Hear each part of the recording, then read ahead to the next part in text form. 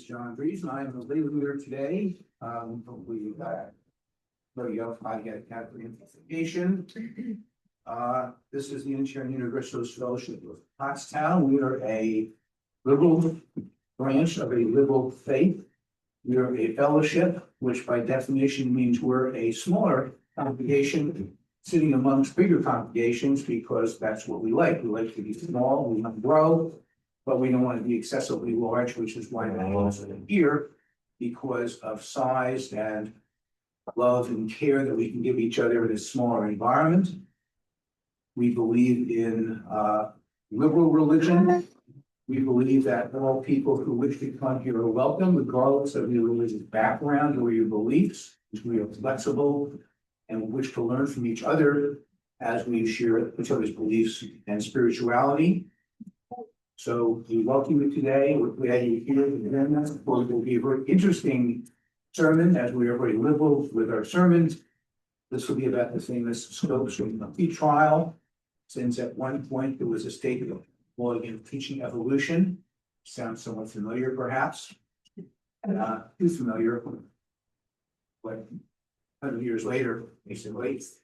And so I will be doing some readings with regard to the two major facets of the discussion: creationism, or fundamental Christianity, and evolution, which is the more commonly accepted version of how we think of who we are today.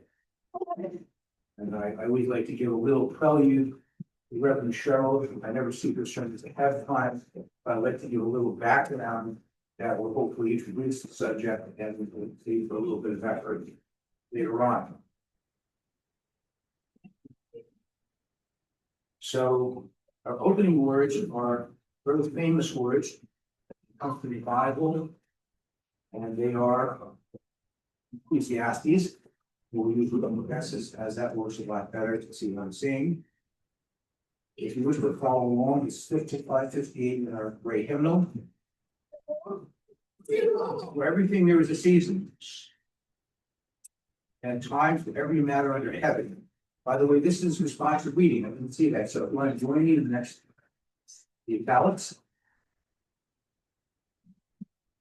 It's time to get born, time to die.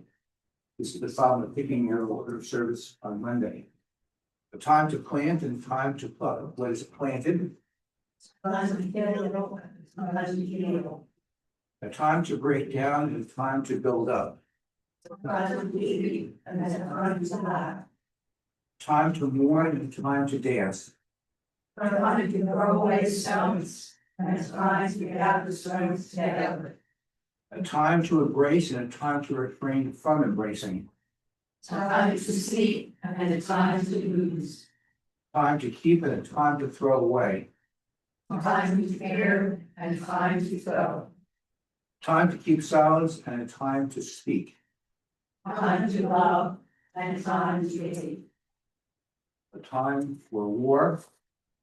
Around the peace. Make the last one resonate with anything. Okay, I missed the announcements. I kind of moved ahead. So if we have any announcements for the fellowship, please feel free to come up. There's a microphone to the side here. I believe it's on and has been input to, and feel free to share your thoughts. Good morning, everyone. I'm Irene, your social justice chair here. And oh boy, I missed you guys. It's been a while since I've been to 2 Sundays in a row, so I have quite a few exciting announcements for us today. Social justice, social action related. The first one is we are having our No Cake March next Saturday, the 18th at 10 a.m. sharp. It will be at on State Street and Wilson Street, right in Pottstown. If you know where Target and Applebee's are, that's that intersection. We are excited. We had just short of 10 people registered so far. Let's make it 15. Okay, let's start getting big in numbers here. We have our megaphone. We have Irene. We have a lot of great people coming. So, you know, absolutely sign up with me. If you are not getting my social action and social justice emails, please get back to me today and provide your information, because let's stay in touch. Let's make it big. Let's make our voices heard. Okay. Second announcement. next Sunday, I'll be here, and also joining me will be our friends at Mainline Unitarian Church.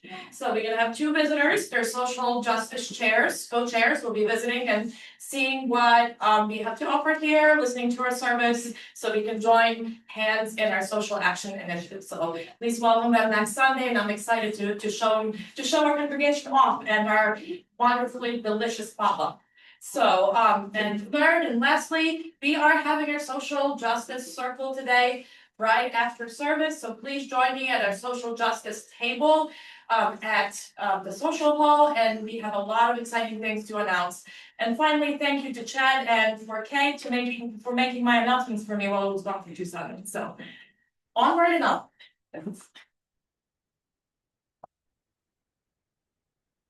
Judy, I think Irene's middle name is enthusiastic. True, enthusiastic. I just want to let you know that several of us are getting together this afternoon and going to Phoenixville for a free organ concert at an Episcopalian church there. They suggested $10 donation. If anybody's interested in putting us some more information, just see me after the service. Hi, I'm Monica. I'm the real UUFP board president. Some of you have been getting emails, unfortunately, from an imposter asking you for money. So that is not me. I will never ask you for money over email ever. So it's their email address that they're using is mlbuckley1986, which is very similar to my own personal email address, but that is not me.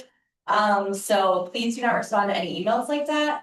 If you get something, just let me know. I wasn't hacked, someone's just impersonating me, so there's nothing I can really do necessarily about it, but so yeah, just be careful and be aware. If you see other things coming from board members asking you for gift cards or anything like that, we're never gonna ask for that, so just be aware. Thank you. You can correct me, is that called spoofing? I have no idea. Yeah. Thank you. Right, that's right there. We're behind, yeah, it was. Not very knowledgeable. Okay, it's time for one of our occasional traditions of chalice lighting. If any of the young people, any young person wishes to chalice light, good with flames, please come forward. I don't know English very well, so that's just one of my maladies. The chalice lighting is number 452. Life is a gift for which we are grateful. We gather in community to celebrate the glories and mysteries of this great gift, not one to be taken for granted. It is now time for our first hymn. We had a lot of conflict, but I had picked 2 hymns, not knowing that Rev Cheryl had picked 2 hymns. So we turned this over to an arbitrator. And in fact, Cheryl's hymns won out. Since I didn't feel I had the musical expertise to make that decision. So these are the hymns chosen by Rev Cheryl. The first of which is number 11, "Oh God, Stars and Sunlight." I'm not sure how much we've sung this in the past. If we need to go once, on the piano, we will. If they can ring the bell for me. But please stand as you are willing and able.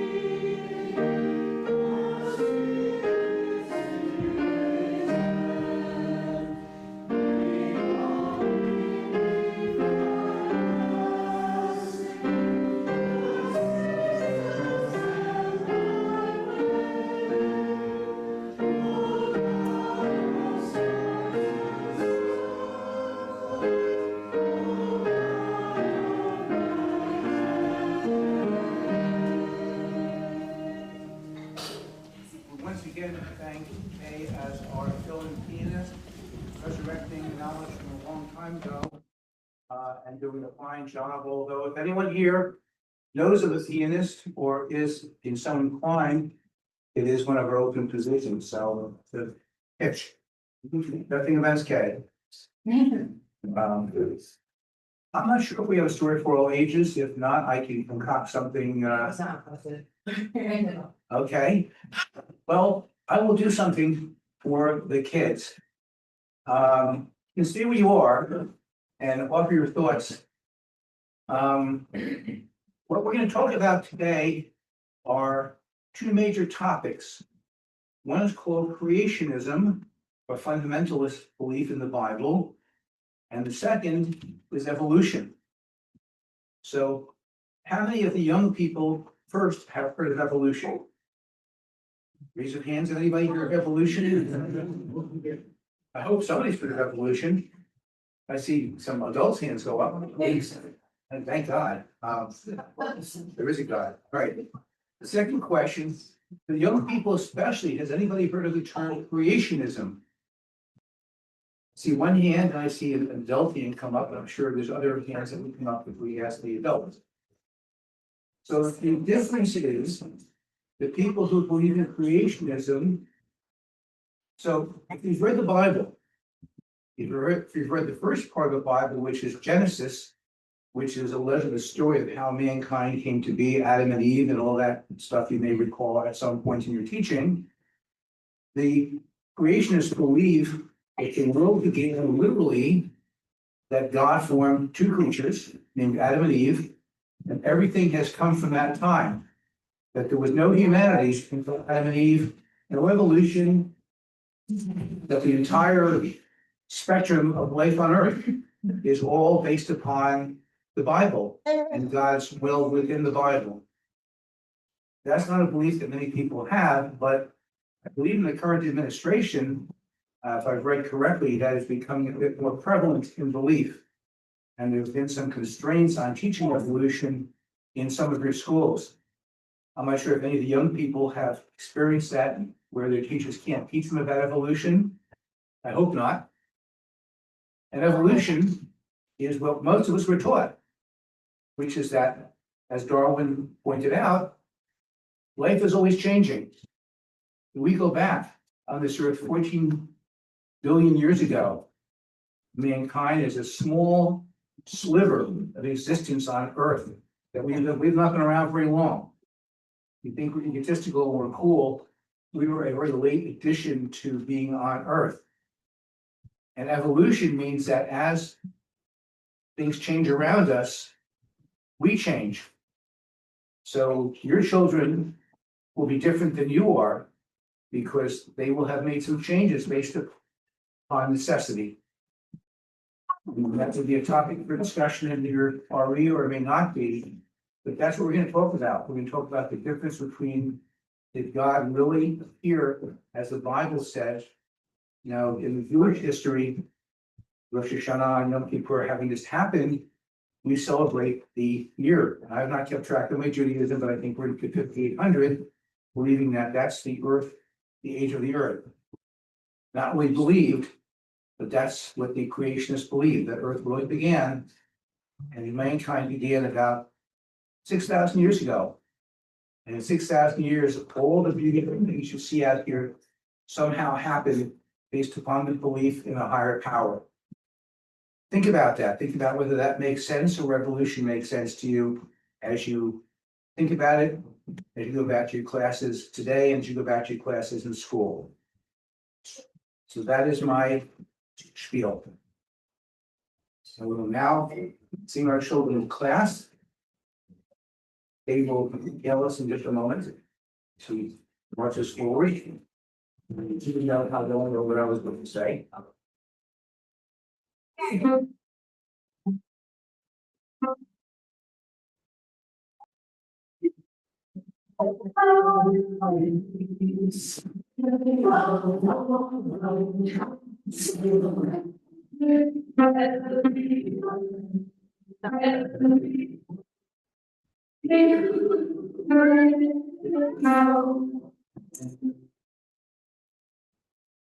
I would point out, by the way, that if we are Unitarian Universalists, we have an open mind. I'm not sure if we're open enough to believe in creationism, as I will describe to you very shortly, but we have the open mind and free thought. So I have two readings, and as I said before, I try to not preempt Rev Cheryl, but I attempt to produce some information about which Rev Cheryl will talk about without ever knowing what she will talk about. But that makes it more interesting. So I have some commentary about the first of the two topics, which is creationism. Rather fascinating. Creationism is the religious belief that nature and aspects such as universe, earth, life, and humans originated from supernatural acts of divine creation and is often pseudoscientific.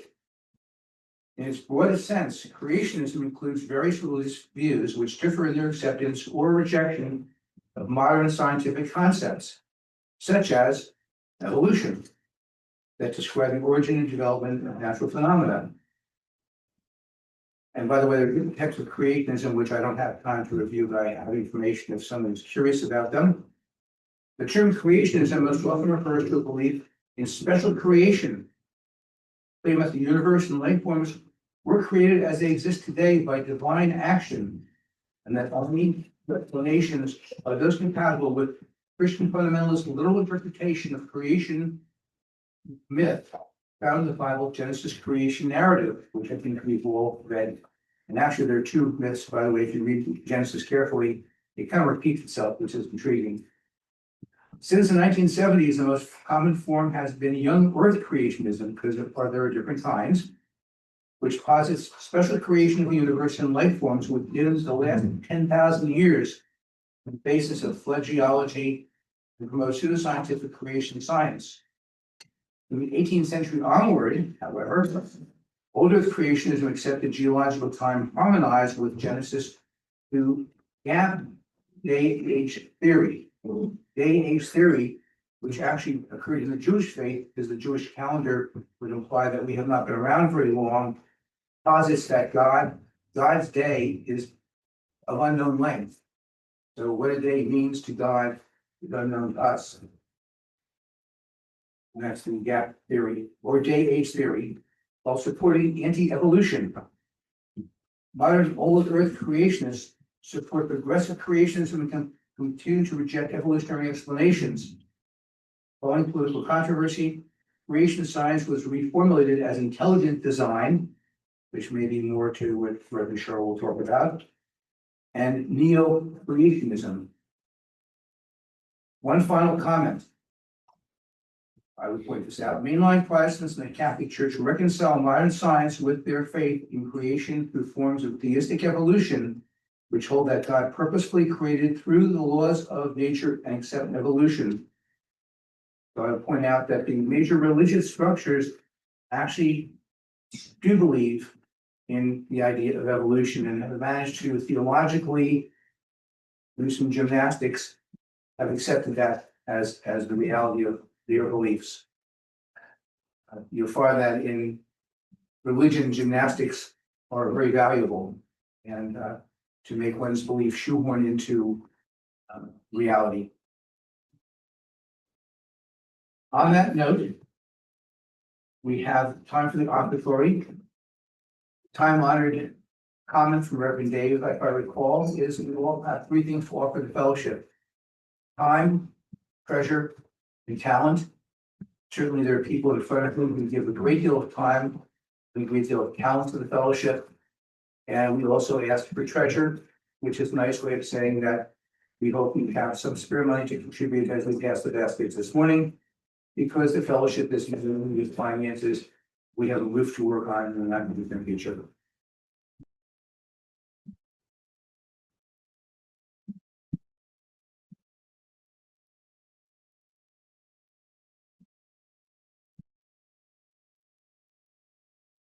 I would point out, as the baskets are being passed, that coming from the Jewish faith, and to this day, Judaism does not rely upon the generosity of the people as you pass the basket or make your pledge, but rather has dues to go home to a temple. So we thank you very much for what your heart moves you to contribute today, whether by pledge or by a vast contribution.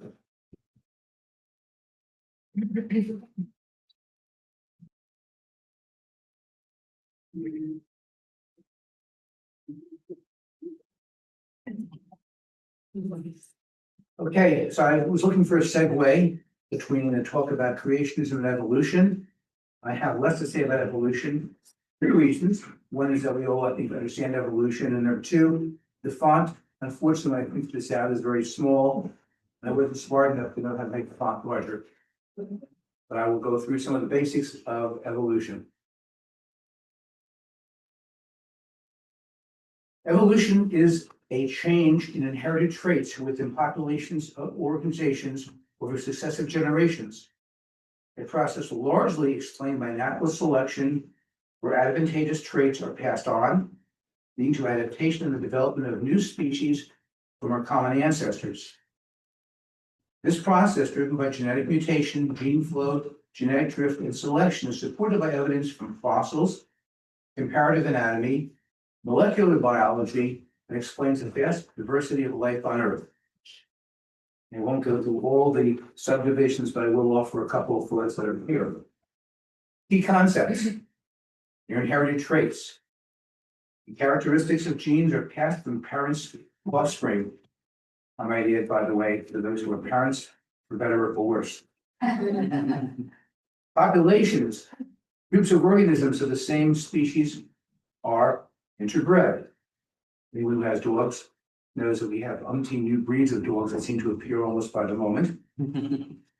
Generations, successive groups of offspring that replace one another over time. Thus, it's good to have children.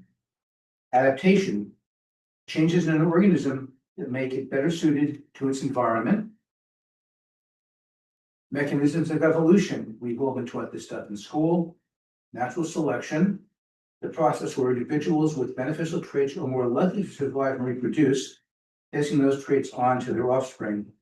A quick comment: every time I see a squirrel on the street that has lost its life, it occurs to me that that squirrel wasn't quick enough going over the wire above it and ceases to exist. So whether that's true or not, the squirrels that do survive have adapted to the modern urban environment that they now find themselves in, for better or for worse. Genetic mutation, random changes in DNA that introduce new variations into a population. By the way, I would also have to point out, as a physician, we now are doing things, as are scientists, to add genes into diseased individuals, hoping to resolve their disease. We don't know what's going to happen with those adaptations. 10,000 or a million years from now. So I look upon that with some degree of caution.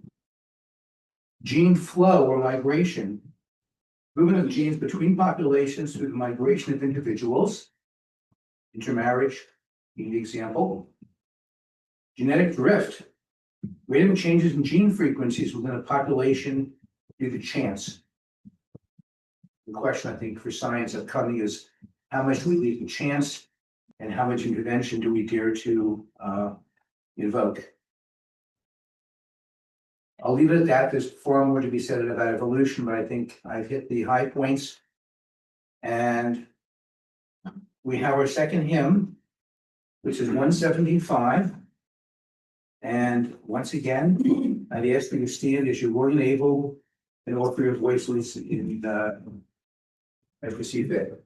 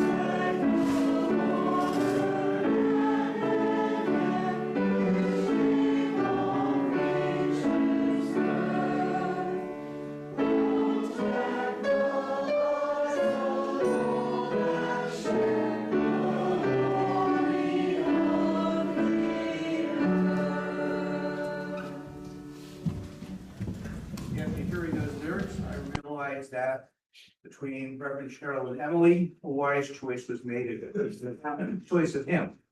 And it does express a great deal of what we're all about today.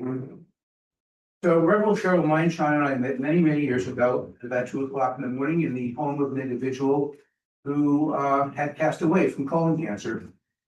And we were both very impressed with each other. I, because the minister had appeared at 2 o'clock in the morning, something I was not expecting necessarily. And Reverend Cheryl was surprised that a physician appeared at 2 o'clock in the morning with the death certificate in hand, which was my privilege, to make the process of death as smooth as possible, to allow for no coroner to have to come to be part of the process, and simply for the coroner, the undertaker, to come to move the body with no mustard fuss or red lights or anything outside to signal to the world that a death had occurred. We've remained friends ever since that time. Cheryl performed the first of my daughter's 2 marriages many years ago, for which I was appreciative at the time. I was relatively unchurched. And ever since then, I have found her to be a warm person, a Lutheran minister who is retired and who has been willing to provide us with a sermon every quarter. I would point out, by the way, and Reverend Cheryl will tell you this, she has no issue with providing the sermon, but she does have an issue with topics. So when we finish, if you run into Reverend Cheryl, please tell her of anything you might want to hear about from the pulpit, because that is her biggest issue, not really doing the sermon, but harmonizing with their Unitarian Universalist beliefs based upon what people feel would be appropriate. And as often is the case, when Reverend Cheryl gives a sermon, it's provocative, or the topic's provocative, and usually people have something to say afterwards. Is what is part of our heritage in this congregation, dating back to our founder, Bob Jones. And so if you notice, I put the hymn earlier. I felt that we could be kind of a discussion after the fact. And when Reverend Cheryl is finished, I encourage you, any thoughts or ideas, please share them. The Reverend Cheryl, without further ado.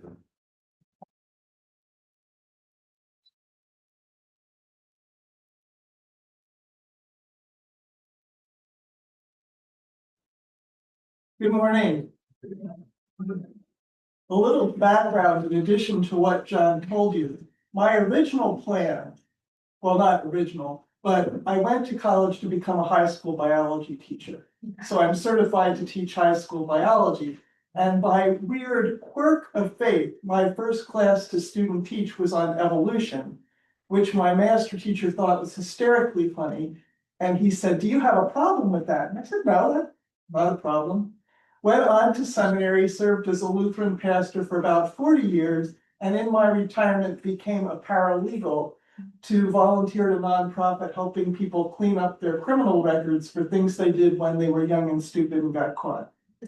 So the Scopes trial, and I'll call it the Snopes trial, I know I will at some point in this, I always get them confused.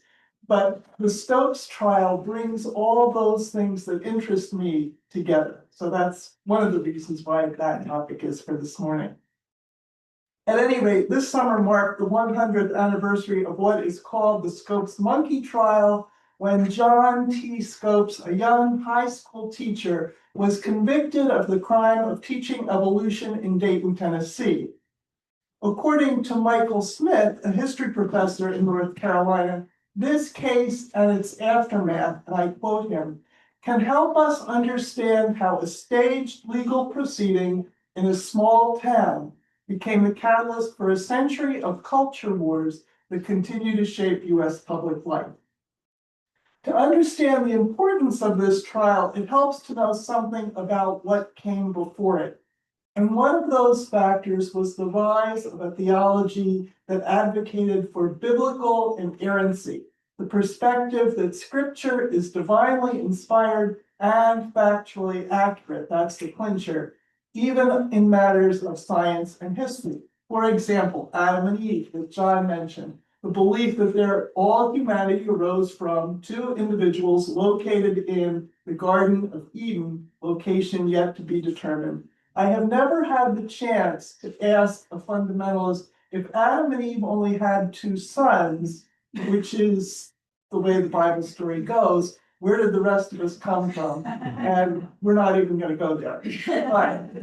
But at any rate, with the publication of Darwin's On the Origin of the Species in 1859 and the rise of sciences like geology and paleontology, biblical inerrancy faced some real challenges about the timing and method of the creation of the world and of humanity itself. The religious group supporting inerrancy became known as fundamentalists because they stuck to the fundamentals.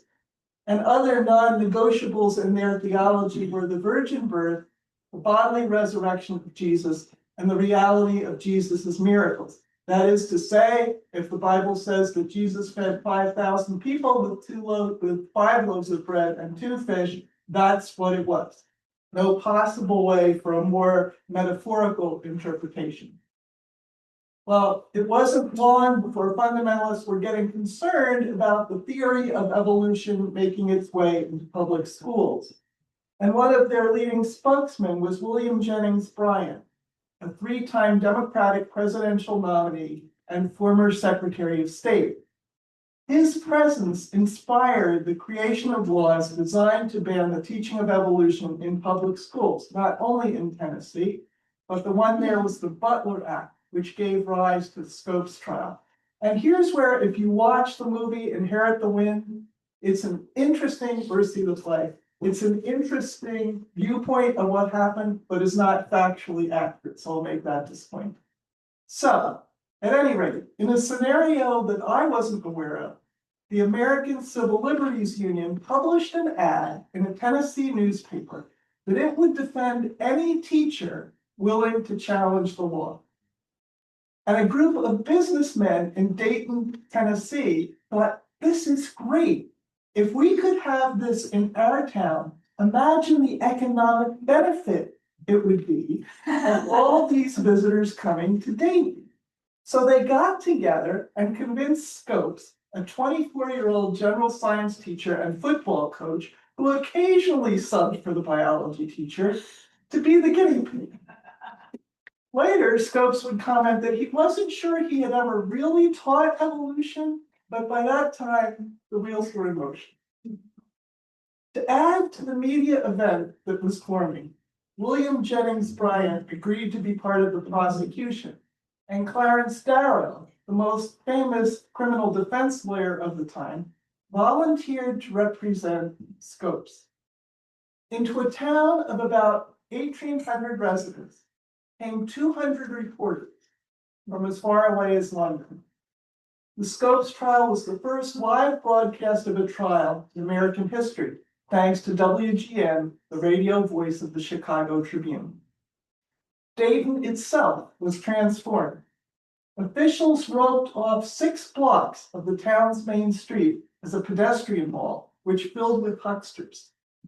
A temporary tourist camp opened on vacant land.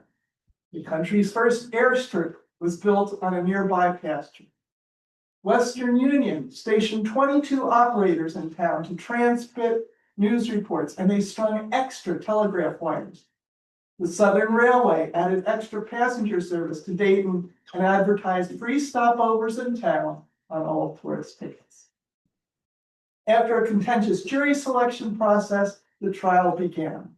And in Professor Smith's words, the defining moment of the trial came on its 7th day, when the defense called Bryan himself to the stand as an expert on the Bible. In an extraordinary exchange, Darrow questioned Bryan about his literal interpretation of the scripture, pressing him on everything from the age of the earth to whether Jonah could have survived in the belly of a whale. The confrontation was conducted on the courthouse lawn because the judge was afraid the courtroom floor might collapse under the weight of the crowd. So you begin to get a sense of the atmosphere of this whole thing. Eventually, when Bryan was questioned about the timing of creation, he made this statement. I think it would be just as easy for the kind of God we believe in to make the earth in 6 days, as in 6 years, or 6 million years, or 600 million years. I do not think it is important whether we believe one or the other. This admission led evolutionists to believe they had won, But after just 9 minutes of deliberation, the jury found Scopes guilty. The judge fined him $100, the minimum penalty under the law.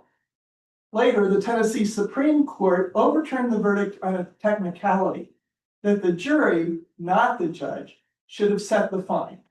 But regardless, even though Scopes was innocent, the law forbidding the teaching of evolution in school remained on the books until, you want to guess when? 1967, when it was repealed. Yet even though the law remained, the trial had made fundamentalists look bad. And perhaps even more importantly, rather than fundamentalism disappearing, they began to build their own infrastructure, which included their own public schools, colleges, seminaries, publishing houses, radio stations, and other media ministries. These were alternative spaces where their beliefs could be taught to the next generation without opposition. One of these beliefs was the development of creation science or creationism that John referenced. Here, instead of opposing evolution, going head on, practitioners developed an alternative science that set to prove how the biblical discussion of creation was true. And if you've ever been to the Ark Encounter or the Creation Museum in Kentucky, you've seen that perspective in action. Somebody from the church I walked in said to me, we were just at the Creation Museum and it's wonderful. As soon as you walk in, there's all this information about how evolution cannot possibly be right.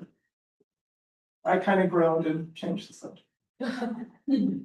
After several lawsuits overturned decisions requiring schools to teach creation science as an alternative to evolution, a new fundamentalist interpretation arose, namely the doctrine of intelligent design, that living organisms were created in more or less their present forms by a, quote, intelligent designer. That is to say that biology is so complicated, there's no way that our modern flora and fauna could have arisen without some kind of divine direction. Now, I have to admit, there is something about this explanation that appeals to me. I personally wouldn't be opposed to thinking that God might have had a hand in directing evolution or the Big Bang for that matter. But that's my opinion, not something I believe should be taught in public schools as an alternative to evolution or theories about the universe. And that's where Pennsylvania comes into the legal story, where the first case testing a public school policy requiring the teaching of intelligent design was heard.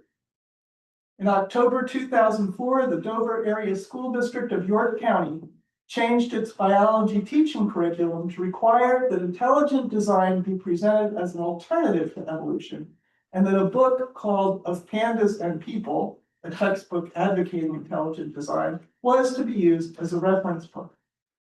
Parents of students who opposed this change argued that intelligent design, accurately mentioned, I think, was a form of creationism, and that the school board policy violated the First Amendment separating church and state.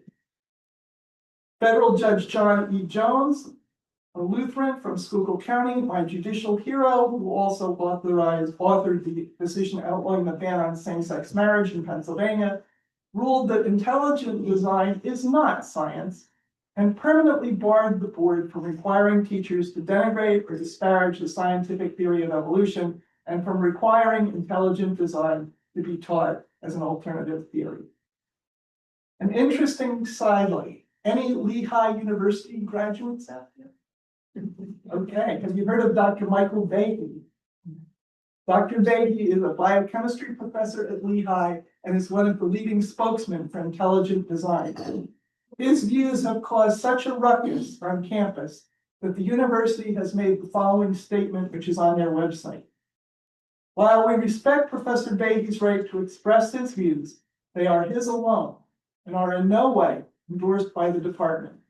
It is our collective position that intelligent design has no basis in science, has not been tested experimentally, and should not be regarded as scientific. I wish I could tell you that court cases regarding intelligent design and the position of Lehigh University have represented the end of all public school science curricular challenges in this country, or that all science versus religion controversies in this country are in the past. But that's hardly the case. It seems to me that current controversies over vaccinations, climate science, and birth control access all seem to be fighting the same battle over and over again, the truth of scientific fact. The concluding paragraphs of Smith's article summarizes the place where I think we find ourselves today. He said neither the account of science vanquishing superstition, nor the portrayal of faithful believers defending tradition against godless modernism captures the complex reality of what happened at the Scopes trial. The legacy of the trial lies not in the victory of one worldview over another, but in the ongoing, often contentious conversation about science, faith, education, and national identity we're still engaging in today. Given the ongoing tension between science and religion, I keep looking for a way forward that honors both.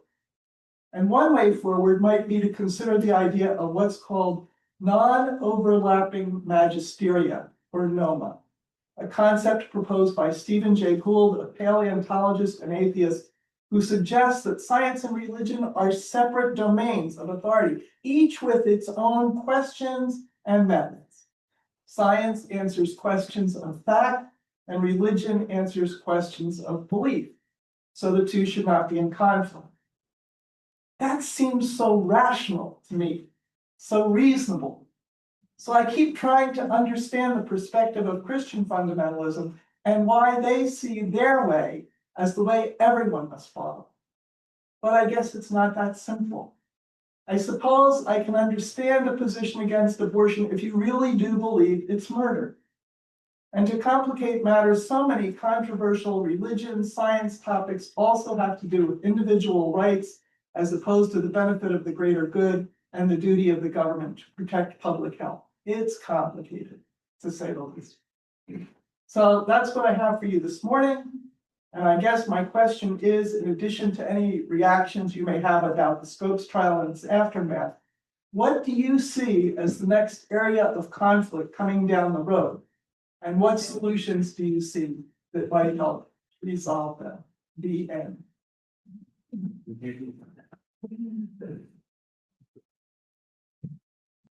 We'll bring the microphone around because I'm told that people who are listening online otherwise can't hear us. So anyone who has any comments, I will be the microphone mover.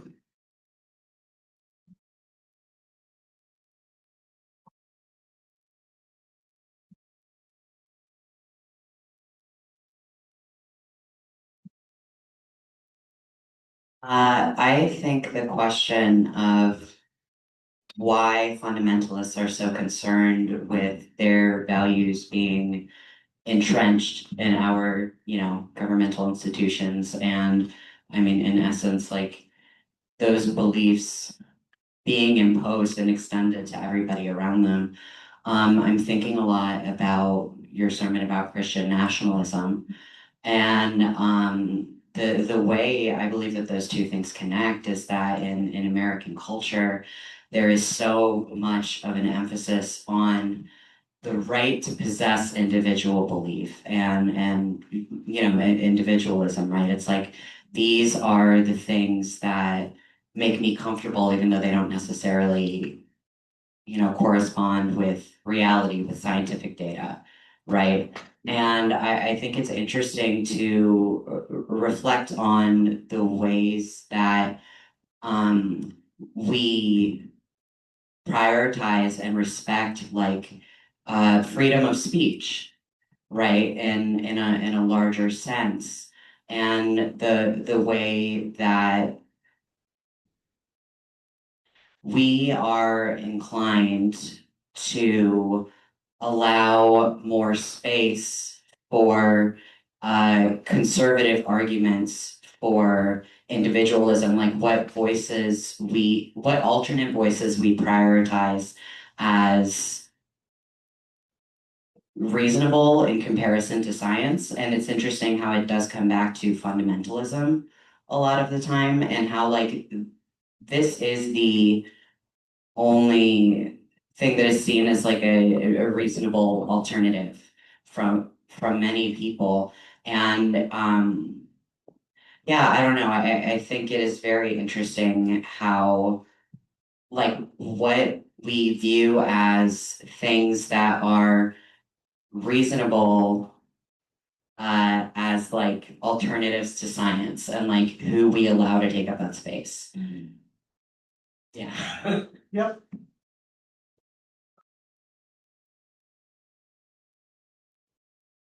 Hello. So I remember being in 10th grade and I went to a Mennonite camp in Quakertown. And I was all in. And I remember going to, I have a biology degree, so I love science. And I was remember one of the things that they said was like, it was a class on like evolution and how it was wrong. And they took this, like, they were talking about the Great Flood, and they took this like bottle of water with soil in it and sand, and they put like dinosaurs in it, and they shook it up. And they're like, watch, we're gonna, after our class, we're gonna watch it settle, and you're gonna see why evolution is wrong. And I remember looking at this clear bottle, and the layers ended up doing what layers do with the sediment and stuff. But the dinosaur was sitting like this in the layers vertically, not flat in the layers, which is what we see in nature. And because they're in the layers. And I was like, I asked about it. I was like, well, what about this? And they're just like, oh, no, no, no, no, that's not right. And there's places when you're coming from Quakertown into Pennsburg, there's people, different universities in our area come and study the rocks there because it's a really great representation of layers. There's like, you can see it when you're driving down the road. You never see a dinosaur sitting like this through the layers. So that was my beginning of like, okay, this is bullshit. So I was like questioning things, but yeah, it's interesting.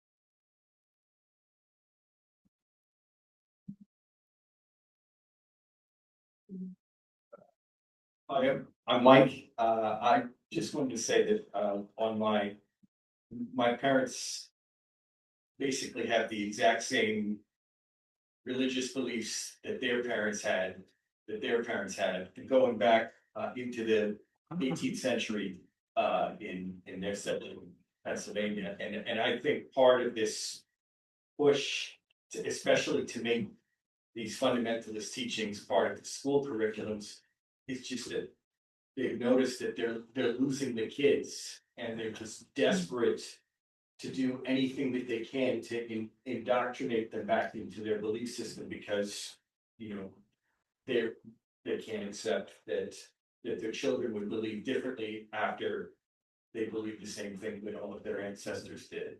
Not all of them, obviously, but a long time.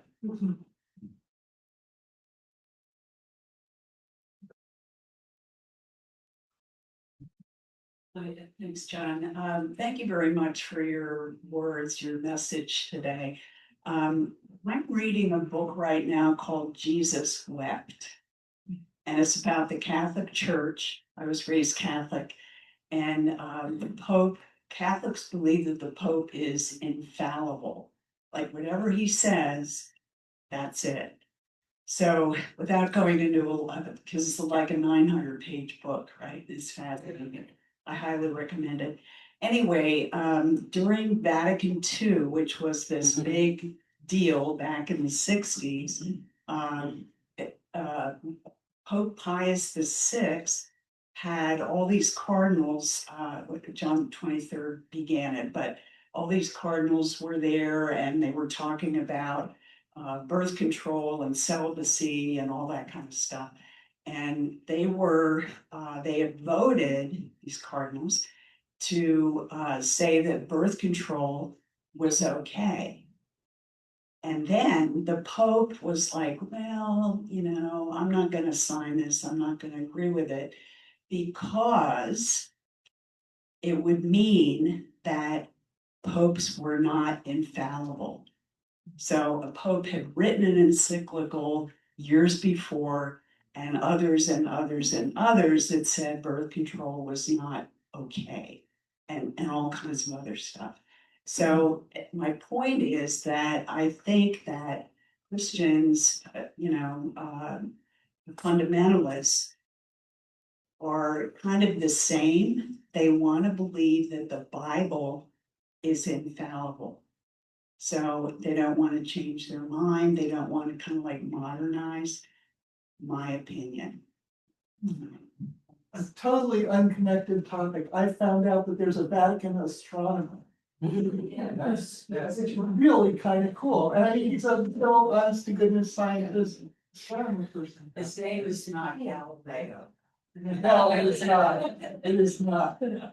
Quick comment, from what, I don't understand a lot about Catholicism, but I am told that when the only things that are infallible from the Pope is when he's ex cathedra, I believe it's called, when he actually sits on his throne and offers a thought. Encyclicals are not meant to be infallible, and many have been written over time, which could be questioned. They're heavily researched, but they're not made to be infallible. The Pope is only infallible when he speaks, I believe it's called ex cathedra, synod, sitting on his throne, and that is something that is not done very often because that sticks the neck out real far. Hi, I'm Sam, Reverend Cheryl, you were talking about, Adam and Eve and their two children and how did they have children, how did we come from that? I recall reading Genesis many, probably decades ago now, where there was mention of that there's two sons married women of another tribe. Yeah, where'd they come from? Yeah, I know, that's it, there's no discussion of where they came from, and I'm like, well, wait a minute, no, this is, how does this work? So I just thought I'd point that out. Yeah. And as one who's read the Genesis, I believe there are two stories for Genesis, right? It begins one way and then there's a second story that follows Genesis. So the question is even there, you have a question of which portion of Genesis you choose to believe now.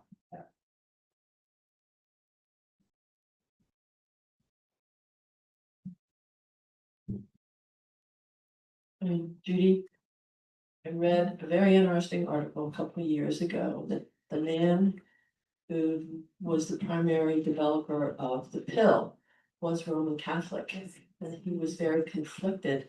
So he thought it would be totally accepted by the Catholic Church because it was using the body's substances with estrogen and with whole, it was all formulated. I'm not a science person, with the idea that it could coexist with the prevailing religious sentiment about creationism.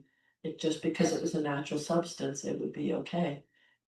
And to get to your question, like what solutions? I guess I'm just so astounded, with all the hate and the vitriol and the absolute conservative values. I have them in my own family that I guess I thought were gone and they were just masked, waiting for someone else to bring that out and to make it popular that you could hate and you could discriminate. Because there's enough people out there that don't want to change their views, and we can just go on with the old fashioned ideas and not look to having the value that I guess I thought all Americans pretty much have. I think what concerns me most is the distrust of science in so many forms, especially as it's working out now with our DHS. No, wait, I got the right letters. NIH, yeah, all the medical CDC, all that stuff. It just boggles my mind what comes out on a daily basis. They're college educated, most of the people that are doing this, the masses are pretty much no color, but the people who formulate this, they're college educated. More of the man in the White House. I don't know how many people he trained to pass his test, but he's college educated along with his entire, cabinet. New people. I'm Lori. I just want to say I read yesterday that MIT, you also received a directive from the government recently to make some decisions that would affect their funding. They said, no, thank you. We're going to make decisions based on science. We don't feel like your suggestions are supporting science. I just want to mention that, and I said to myself, go MIT. But also, I'm interested in scientists that write about the sort of the junction of science and religion. And one of them is Max Tegmark, who you might want to look up. I don't remember the names of, he wrote a book recently on AI. But he's one of the scientists that likes to write on the junction between science and religion, and he is an MIT guy. So he might be interesting to look up. It's Max Tegmark. I have a book somewhere on one of my bookshelves about when we think about making robots or some kind of tool like that, how we try to make them in our own image using the Bible, and that has always fascinated me.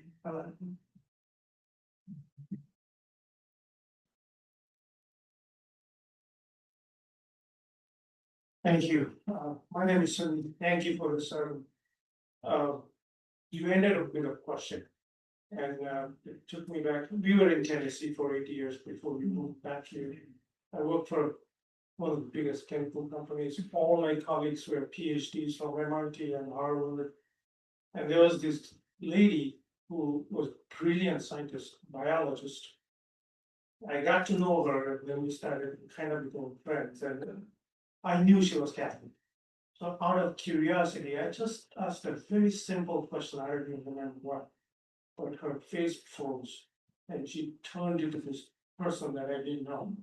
And she said, we don't talk about that. Her, all the rational thinking, scientific thinking just stopped. And that, I thought of that when you ended up with a question. I think that is the fundamental fight where people who believe in faith, they just are too scared to use their logic to ask questions even themselves. There is no way they can understand other open-mindedness. I think that's probably the fight that will continue. Thank you. Yeah, and I don't know how we change that. You can't. It's faith versus rational.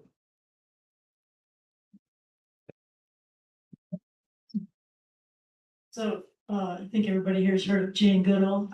So if you have Netflix, you want to go take a look at Famous Last Words. Jane was an evolutionist, to be clear, but she also believed in free will. Talk about a walking, breathing dichotomy. So she observed in chimpanzees that they all have the ability and a tendency toward aggression, but that it's free will that controls that. She also believed that we are going to be reincarnated as humans.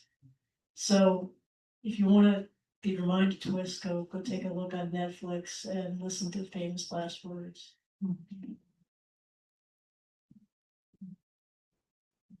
I own desk.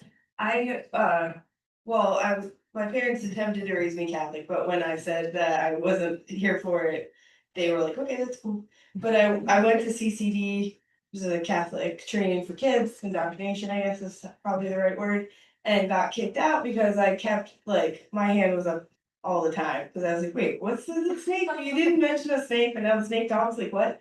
And I ended up getting dragged home by my ear by the nun, and she told my mom I wasn't Catholic school material, and she was right. But it was hard because all my friends were in school and they got to eat the Eucharist. That was so fun. So it was. I say that because I knew that it was baloney, but I just really wanted to hang with my friends in my community. I wanted to be a part of everything that they were being a part of. So it was really hard to sort of separate those two things out. And then I've lived an incredibly privileged life to not really have to, like, my parents were always like, whatever you think, kid. And in high school in 1990, we were taught evolution, and all my teacher went, here's a book about creationism. If you want to read it, fine. We got a letter home that said, here's an alternative, it's a self-study. And that was it. And I was hook, line, and sinker. I didn't see any qualms. I have a very strong faith in a higher power, and I have a very strong belief in science, and they don't have to be opposed for me. But that required a lot of work, and it required a lot of separation and discomfort from, like, my community and my friends. So I guess I have, like, empathy for folks who aren't either supported, prepared, socioeconomically stable enough, facing systemic issues that don't maybe have that privilege that I've had to sort of figure out what works for me, so. Hi, this is Sarah. My mother was a Catholic school teacher for my entire life, or just about my entire life, and my family is deeply Catholic. And she was absolutely a teacher of evolution. And to her, her faith was better expressed because of the beautiful system that was put in place. And if you know your scientific history, the person who invented or first conceived of the Big Bang Theory was a Catholic priest. And I'm not trying to say Catholics are perfect because I'm obviously not at a Catholic church right now, am I? But I think the way our media functions right now, and this is I could probably go on way too long about this, and I'm looking at the clock, we're already after 11:30, but the danger I see in society today is the constant othering of both sides. And I'll be honest, I feel like I have felt that in this congregation repeatedly over the last several months, and that's deeply concerning to me. And maybe I'm wrong, right? Maybe I'm not correct in the way that I'm interpreting things, but I think that evil wins when we dehumanize and we overly stereotype a side that we don't agree with and we don't understand. And that's not to devalue anyone's particular experience with individuals, but I think that when we apply a certain set of experiences to an entire group, I think we know what that word is. I think that's dangerous. And I would just consider that we as a congregation kind of come back to a more nuanced view of the world. And I agree that there are problems. It's not to say that there are problems, but I think if we start saying that all people who believe a certain thing are a certain way, or anybody that's of a certain religion all believe a certain thing, I think the way that we interact, and I've been cut off, now the way that we interact with that information is going to be a way that is inconsistent with what I have understood to be Unitarian values. So I just wanted to, it's hard for me to say that because I really dislike, any kind of like conflict, and I like everybody to agree and I want everybody to like me, but I have been repeatedly uncomfortable by what I hear of as the othering of sides we don't agree with. I think I would do the final comment. I think we can continue as we always do, because Reverend Cheryl Meinschein session, thought-provoking sermons. Two thoughts. I think the topic for social justice should be what has just been brought up, because we need to start social justice at home before we start doing social justice at other places. Sure. And quick comment, as a Jew, I grew up believing two things. Number one, that there was a Jewish calendar which said the world was. Yes, I'm also being cut off. Divine power involved. Battery. Still green, still green. No, I was brought up, believing, especially around Yom Kippur, Rosh Hashanah, when you actually talked about the length of the world. And there I was with the calendar saying the world was only about 56 to 5,800 years long, which we were worshiping in a sense. But it didn't affect the larger belief structure within Judaism. So that's just an example of, even in Judaism, there was this dichotomy between the Jewish calendar time frame, which is 5,800 years or whatever it is at this point, and science. So with that, I thank Reverend Charlotte, as always, for a great thought-provoking discussion. We will await her next talk, which will impart upon people's coming to her and saying, I have a great idea for a sermon. So please feel free to do so. I reserve the right to say, no, thank you.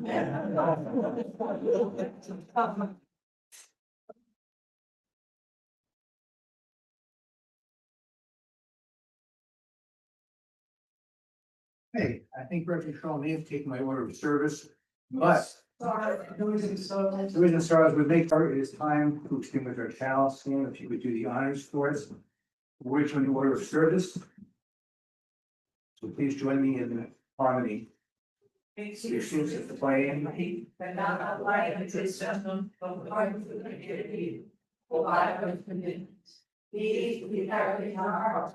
And in our hands until we are together. And this service did exemplify, I think, who we are, Unitarian Universalists. We offer free thoughts, hopefully with minimal adverse judgment. My closing words are from hymnal number 662, 692. If here you have found freedom, take it with you into the world. If you have found comfort, go and share it with others. If you have dreamed dreams, help one another, they may become true. If you have known love, give some back to a bruised and hurting world. Go in peace. So ends the service. It's time for coffee, conversation. Blessed be, namaste, shalom.